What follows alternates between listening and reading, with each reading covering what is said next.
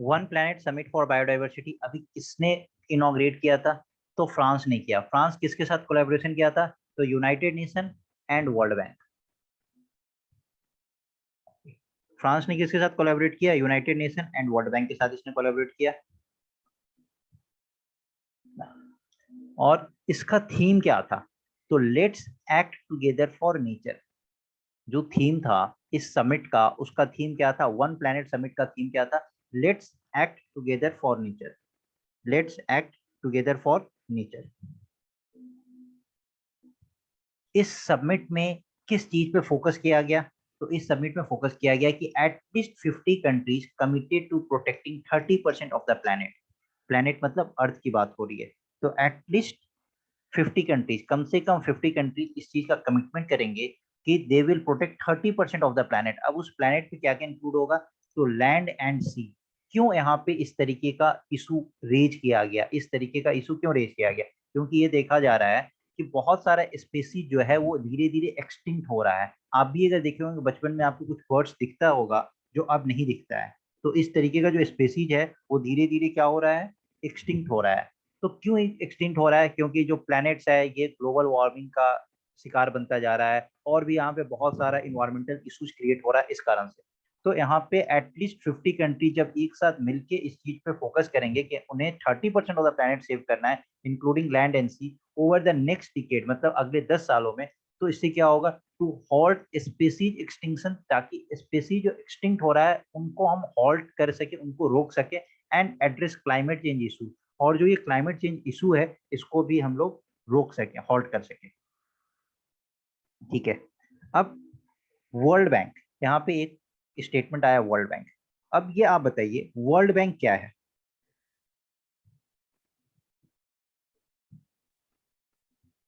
World bank क्या है? It is an institute एक इंस्टीट्यूट है। ये एक फाइनेंशियल, यस, ये एक फाइनेंशियल इंस्टीट्यूशन है। वर्ल्ड बैंक जो है ऑफ यूनाइटेड नेशंस, ये एक फाइनेंशियल इंस्टीट्यूशन है। और इस फाइनेंशियल इंस्टीट्यूशन का क्या काम है? जो ये कंट्रीज को ग्रांट लोन्स, कौन से कंट्रीज को हेल्प करना? यहाँ पे उनको yes yes, list yes, developing and under developed, जो कि लो एंड मिडिल इनकम जो कंट्रीज है ना, उनको लोन प्रोवाइड करना। उनको क्या करना? लोन प्रोवाइड करना। ठीक है। अच्छा, इसमें वर्ल्ड बैंक में दो इंस्टीट्यूशंस आते हैं। वो दो इंस्टीट्यूशंस का आप नाम बताएंगे? दो इंस्टीट्यूशंस मिलके वर्ल्ड बैंक बनता है। वर्ल्ड बैंक अकेला कोई कुछ नहीं है, दो इंस्टीट्यूशंस को मिलके वर्ल्ड बैंक बनाया जाता है। It comprises of two institutions. वो दो इंस्टीट्यूशंस का नाम क्या है?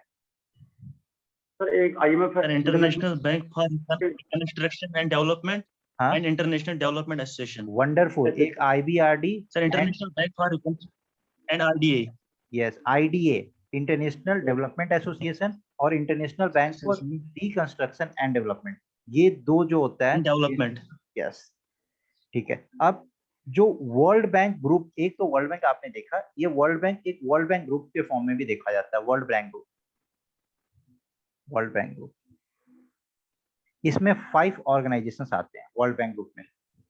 Total 5 organisations. और बहुत बार एग्जाम में पूछा जाता है कि which of these are not among the world bank group. तो उस पांचों ऑर्गेनाइजेशन को आप लोग याद कर लीजिए। जो मेन आपको मैंने आपको बताया, जो दो इंस्टीट्यूशंस मिलकर वर्ल्ड बैंक बनाते हैं, एक IBRD एंड एक IDA। इसके साथ वर्ल्ड बैंक ग्रुप में टोटल 5 इंस्टीट्यूशंस आते हैं। कौन कौन है? एक IBRD, International Finance Corporation sir, एक IDA एंड है, मल्टीलेटरल, हाँ, IFC, मीगा है, मीगा है, IFC सर, यस, IFC है, एंड ICSID, ये क्या है? International Centre International for Centre Settlement of of Investment Dispute sir, Industrial नहीं, investment dispute, investment sir, investment disputes, yes, ICSID। ICSID। चलिए, International Bank for Reconstruction and development, international Development association, मीगा, multilateral investment guarantee agency, IFC, international finance corporation and ICSID, international centre for settlement of Investment dispute. इसमें जो IBRD और IDA है, इसको मिलके world bank बनता है। और ये पांचों इंस्टीट्यूशंस को मिलके वर्ल्ड बैंक ग्रुप कहा जाता है। तो अगर वर्ल्ड बैंक पे क्वेश्चन आएगा तो IBRD एंड IDA और वर्ल्ड बैंक ग्रुप पे क्वेश्चन आएगा तो ये पांचों मिलके वर्ल्ड बैंक ग्रुप बनाता है, that is IBRD, IDA, मीगा, IFC and ICSID। Note कर लिया आप लोगों ने?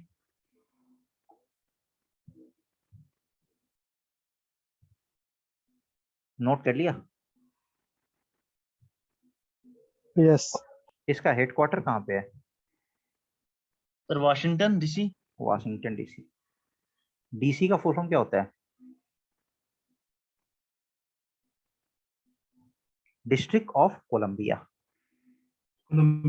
ये कौन KVC में ये क्वेश्चन पूछा गया था, DC का फुल फॉर्म। चलिए full forms repeat please. Okay जरूर। किसका? IBRD, इसका full form international Bank for Reconstruction and development. IDA International Development association. मीगा multilateral investment guarantee agency. IFC international finance corporation. ICSID international centre for settlement of Investment dispute. बहुत बार ICSID का full form बहुत सारे exam में पूछा गया including RBI and all. वहां पे आई को इंडस्ट्रियल डिस्प्यूट भी दिया गया, इन्वेस्टमेंट डिस्प्यूट भी दिया गया और लोग कंफ्यूज हो गए। तो this is related with investment dispute, investment dispute. Okay, इसी तरीके से अगर कुछ ऐसा कुछ आएगा ना तो मैं आप लोगों को वो सब चीज भी कवर कराता चलूंगा।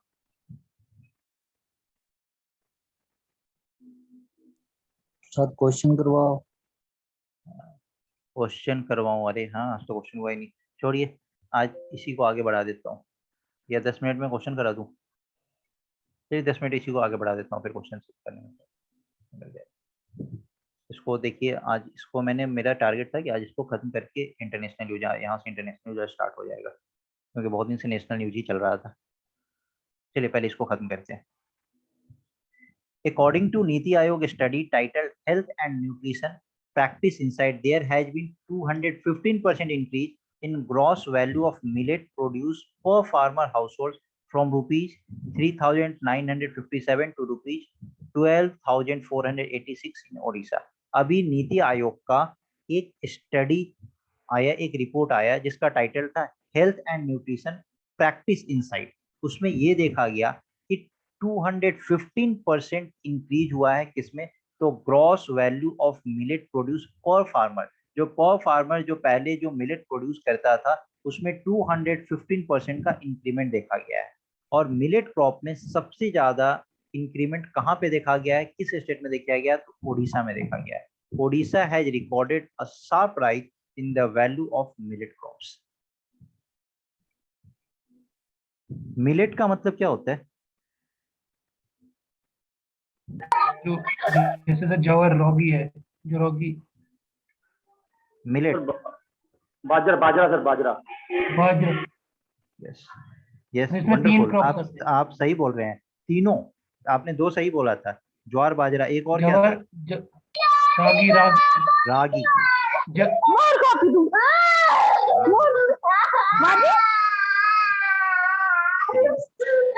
माइक ऑफ रखिए, अगर ऐसा साउंड आता है ना तो माइक ऑफ रखिए। चलिए, recently the lieutenant governor of Jammu and Kashmir has launch, उन्होंने क्या लॉन्च किया है? तो सतर्क नागरिक mobile application and department vigilance officer portal of Jammu and Kashmir anti corruption bureau. तो ये जो मोबाइल एप्लीकेशन लॉन्च किया गया है जिसका नाम है सतर्क नागरिक, इसका ऑब्जेक्टिव क्या है इस मोबाइल एप्लीकेशन का? To facilitate seamless flow of information about corruption and enable citizens to submit their grievances with ease and mobility. तो जो सिटीजन्स है वो बहुत इजीली और बहुत आराम से वो अपने ग्रीवांसेस को सबमिट कर सकते हैं। ग्रीवांसेस का क्या मतलब होता है? किसी भी तरीके का अगर आपको तकलीफ है, कुछ दुख है, कहीं से कहीं पे आपकी बात नहीं सुनी जा रही है, तो ये सब ग्रीवांसेस के अंदर आता है। तो इस मोबाइल एप्लीकेशन के थ्रू आप वहां पे इंफॉर्मेशन प्रोवाइड कर सकते हैं about the corruption and all. ठीक है, तो आपसे क्वेश्चन पूछा जा सकता है सतर्क नागरिक मोबाइल एप्लीकेशन किस स्टेट से रिलेटेड है? तो जम्मू एंड कश्मीर। ये पूछा जाता है सतर्क नागरिक मोबाइल एप्लीकेशन किस चीज पे फोकस करेगा? To facilitate seamless flow of information about corruption and enable citizens to submit their grievances with ease and mobility. तो this was all related to current affairs national news of Jan months. इस news को आप 2 से 3 बार revise करेंगे। हाँ, अभी आप लोग बोलेंगे कि सर आपने पीडीएफ नहीं सेंड किया, मैं कल बिल्कुल भूल गया था पीडीएफ सेंड करना, आज मैं पक्का सेंड कर दूंगा। और ग्रुप पे भी एक बार याद दिला दीजिएगा कि सर पीडीएफ सेंड कर लीजिए। रात को 10-11 बजे के मैं आसपास में अपलोड करता हूँ, उस समय अपलोड कर दूंगा पीडीएफ। ठीक है, हम लोग चलते हैं इंटरनेशनल न्यूज पे।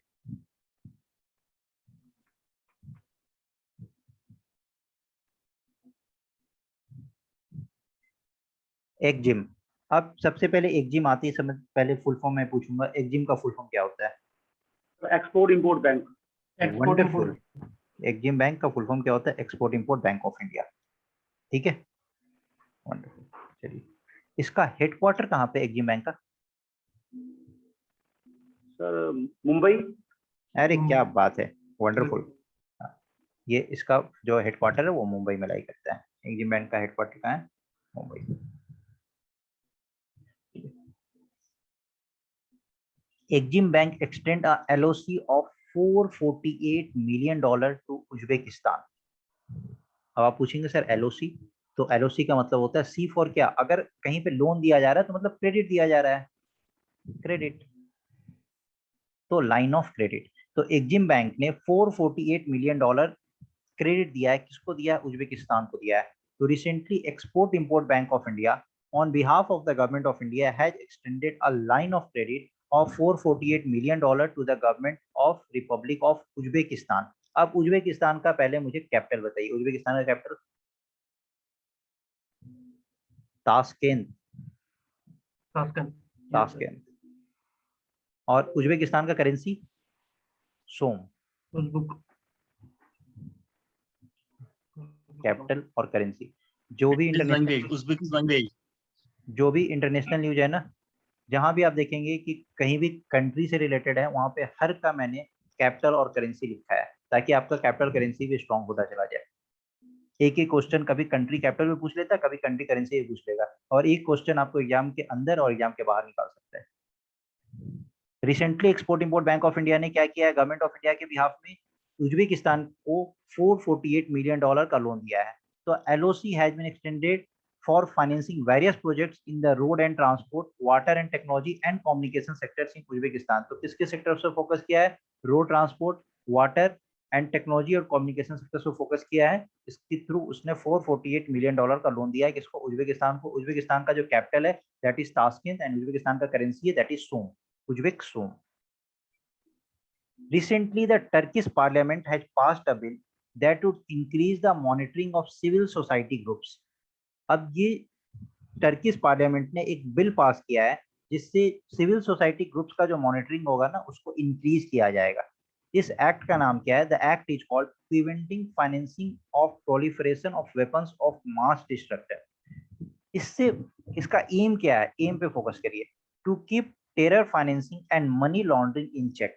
जो टेरर फाइनेंसिंग होता है, जो टेररिज्म को फाइनेंस किया जाता है जहां से, और जो मनी लॉन्ड्रिंग का जो कॉन्सेप्ट है, जो इलीगल मनी को किस तरीके से कन्वर्ट किया जा रहा है लीगल मनी में, बहुत ऐसा पैसा आता है जो टेररिस्ट फाइनेंसिंग के थ्रू आता है, जो मनी लॉन्ड्रिंग का जो केस बनता है, जो इंडिया में भी बहुत बार इस तरीके की चीज देखा गया है। तो उस चीज पे चेक किया जाए। To keep terror financing, ban कब खत्म होगी तो मुझे भी नहीं पता है। To keep terror financing and money laundering in check, ठीक है, इस चीज पे फोकस किया गया है। अब इसका कैपिटल टर्की का तो अंकारा, और टर्की का करेंसी तो लीरा, ठीक है। अब टर्की एक ऐसा कैपिटल है, सॉरी, टर्की एक ऐसा कंट्री जो आप देखेंगे तो ये यूरोप में भी लाई करता है और एशिया और में भी ये सर। एशिया में भी लाई करता है। तो इस्तांबुल, मैक्सिमम पार्ट टर्की का जो होता है ना, वो कहाँ लाई करता है? एशिया में। और कुछ पार्ट यूरोप में। इस्तांबुल, इस्तांबुल जो वहाँ का सिटी है, बहुत लोग कंफ्यूज हो जाते हैं, बहुत लोग टर्की का कैपिटल इस्तांबुल भी कर देते हैं, लेकिन इस्तांबुल वहाँ का कैपिटल नहीं है, वो बड़ा सिटी है, वो यूरोप में लाई करता है, और अंकारा जो है वो एशिया में लाई करता है। तो टर्की से ये पॉइंट भी आप लोग याद रखेंगे। Recently, National Security Advisor Ajit Doval visited Colombo for trilateral maritime dialogue held between India, Sri Lanka and Maldives. तो इंडिया, श्रीलंका और मालदीव्स के साथ ट्राइलैटरल मैरीटाइम डायलॉग अभी साइन किया गया। तो ये ट्राइलैटरल मैरीटाइम का क्या मतलब है? it is somewhere related to ocean. Trilateral maritime dialogue has been held between India, Sri Lanka and Maldives. किसने विजिट किया था? अजीत डोवाल ने विजिट किया था। अब मैंने बताया कि किससे related, somewhere related to ocean. तो देखिए the meeting will provide an opportunity for discussion on issues pertaining to cooperation in maritime security in the Indian Ocean region. अब इसका capital through Sri Jayawardenepura Kotte, legislative capital और एग्जीक्यूटिव और judicial capital अगर देखा जाए तो कोलंबो। तो श्रीलंका का कैपिटल इस तरीके से पूछा जाता है कि लेजिस्लेटिव कैपिटल क्या है, तो श्री जयवर्धनेपुरा कोटे, और इसका अगर लेजिस्लेटिव एग्जीक्यूटिव और जुडिशियल कैपिटल पूछा जाएगा तो इट इज कोलंबो। श्रीलंका का जो करेंसी है वो क्या है, तो श्रीलंकन रूपी। इस तरीके का करेंसी कैपिटल हर का मैंने नोट किया है, तो आप लोग उस चीज को भी याद करते चलेंगे। मैत्री सेतु, अब आपसे सीधा ये पूछा जाएगा मैत्री सेतु अब ये किस दो कंट्री को कनेक्ट करता है, तो जस्ट टेल मी कि किस दो कंट्री को कनेक्ट करता है, India and Bangladesh. Maitri Setu to open up new scope of development in Tripura. तो 1.9 kilometre long bridge over the river Feni river के ऊपर called the Maitri Setu connect South Tripura with Ramgarh of Bangladesh. तो ये भी पूछा जा सकता है कि इंडिया में किस स्टेट में, तो मैत्री सेतु कहाँ पे है, त्रिपुरा में है, और बांग्लादेश में रामगढ़ में है। The bridge also provide access to Chittagong sea port in Bangladesh. तो इस ब्रिज से जो चित्तागोंग सी पोर्ट है वहां पे लोग इजीली एक्सेस कर पाएंगे। ठीक है, तो इन सब क्वेश्चंस को ध्यान से पढ़िए, सब काफी इंपॉर्टेंट क्वेश्चन है। मैत्री सेतु अब आपको मैत्री सेतु याद आते ही आपको क्या याद आना चाहिए, रिवर फेनी, क्योंकि आप ये तो याद कर लेंगे इंडिया और बांग्लादेश, बट ये रिवर भूल जाएंगे, रिवर फेनी। तो रिवर फेनी सबसे पहले दिमाग में आना चाहिए। उसके बाद मैत्री सेतु, एक तरफ त्रिपुरा और दूसरी तरफ Ramgarh, Tripura in India and Ramgarh in Bangladesh. Okay, Tripura का कैपिटल है क्या? Yes sir, Agartala. Agartala. Wonderful, Tripura का कैपिटल अगरतला। और इसको त्रिपुरा क्यों कहा जाता है? त्रिपुरा का आपने मैप देखा है? Yes sir. त्रिपुरा का मैप देखा है? तो एक बार त्रिपुरा का मैप देखिएगा और मुझे बताइएगा। मैप देख के आप समझने का कोशिश करिएगा, त्रिपुरा का मैप देख के आप कुछ समझने का कोशिश करिएगा कि इसको त्रिपुरा क्यों कहा जाता है। Sir bordered on three sides by Bangladesh. That's अरे why it's called Tripura. Wonderful, border तीन तरफ से बांग्लादेश से घिरा होता है, त्रिपुरा, तीन तरफ से आप जो त्रिपुरा ऐसे देखते हैं ना, वो त्रिपुरा इस तरीके से है, और ये पूरा यहाँ से ऐसे, ये बांग्लादेश और ये बांग्लादेश और ये इंडिया का पार्ट है, इधर इंडिया का पार्ट है, और ये तीन तरफ से बांग्लादेश से कनेक्टेड है, इधर से भी और इधर से भी। ठीक है, फिर ये इधर नीचे में ऐसे ये मिजोरम का पार्ट आता है, ये इस तरीके से। तो ये त्रिपुरा तीन तरफ से बांग्लादेश से कनेक्टेड है। ओके,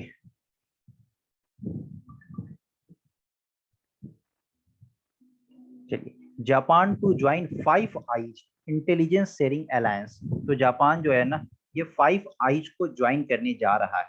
तो Japan will be the 6th आई। अगर कोई 5 आईज को ज्वाइन करने जा रहा है तो वो 6th आई बनेगा ना। अच्छा, प्रेयर टाइम, ओके, बस I am just concluding the class. तो Japanese government is going to join the 5 eyes intelligence sharing alliance. The island nation is on its way to become the 6th I.